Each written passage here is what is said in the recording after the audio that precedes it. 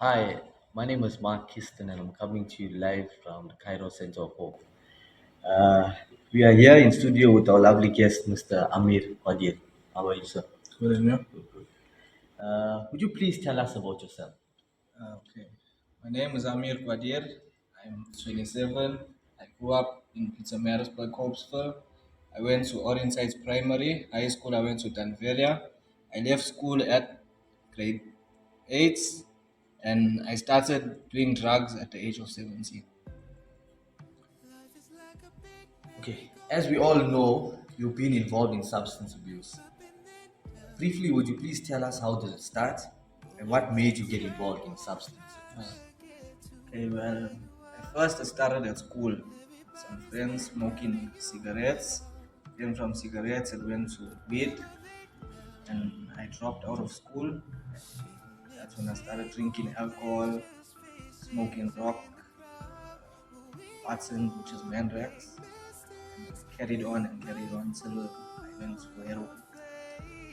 So you say it all started with cigarettes. Cigarettes.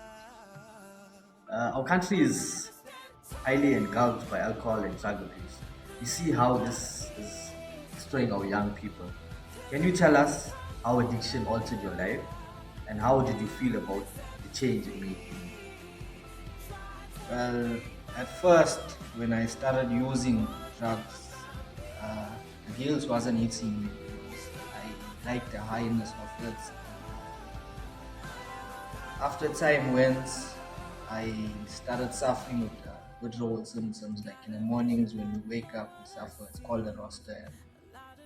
Those symptoms like bad, you get back cramps, or your body starts paining, you start sweating, you start feeling hot and cold, and so that like led me to doing a lot of bad things, which is stealing, robbing people, doing house breakings, and yeah. And after I smoked and I did that, yeah, I did regret it, but the addiction still led me to it. Most of the time, when people are blinded by addiction, they're not usually aware of how that is affecting those around them and those who care about them. Can you tell us how this has affected your family and what steps have you taken to fix all of that? Well, what it did to me, it's like it took my the good life away from me, drew my family far away from me, which like broke my family apart. Did a lot of bad things to my addiction. Threw me away from my younger brother. Threw me away from my mother. It made me fight with my family, my stepdad. Made me do a lot of things. It made me go to prison. And yeah. And the steps that I took forward, my first step was looking for help at Kairos Center of Hope and finding Pastor Justin, who's the person that helped me a lot. And yeah, Kairos Center of Hope is one of the nation building initiatives that the country is blessed with. Can you tell us about the impact it has made in your life? well, I'm proudly to say this year, Kairos Sense of Hope has helped me a lot. The love that I got from the guys in there, the brothers, which I can call now. Well, at first, I didn't have love for anybody. I had a hatred for the next person, like jealous and stuff. And I was always like aggravated, always angry because of the withdrawals and so on. But the guys comforted me and it also drew me closer to God. And the main thing that's the love also, that's what drew me close to God and changed my life around. It's also like drew my family close to me. Like when I was in addiction, my mother shouldn't care about me and stuff like this. So yeah, it changed me a lot. I can say that I feel much better than how I used to feel before. I've got a shelter above my head. I've got food on the table for myself. I've got a wonderful bed to sleep on. I take care of myself.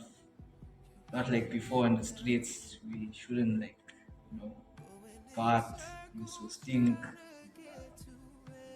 Uh, pick up food from the bin, rob, steal, and that's what addictions did to me. So Kairos sense of hope has helped me a lot, and I just want to thank Kairos sense of hope and also Pastor Justin and you guys. Last question, brother. Comparing your life now and before you came to Kairos Sense of Hope, how much change did you see in your life? And what advice can you give to young people who are still stuck in the mischief of childhood? Well, firstly, I can say it's changed me a lot. It's helped me. Uh, Also today, to those out there, what I can say that drugs is not a good option. Listen to your parents, listen to the elders that always warn you about drugs. Go to school, and even to those who are on the streets and who are still in addiction, I can say that if you all think there's no hope, there's always hope at Kairos and so always trust in God and have faith. Thank you, Mr. Qadir, for your time. We look forward to chatting to you again. So, guys, I would like to take this opportunity to thank the guys that have come on, express their feelings and stories with you. And I pray that it will be an impact towards your life. And I pray that you will find a facility that can help you. And it's never too late. And pray that God be with you and God bless you. Everybody's been counting you out, but where are they now? Sitting in the same old place, just faces in the crowd. We all make mistakes. You might fall on your face, but you gotta get out.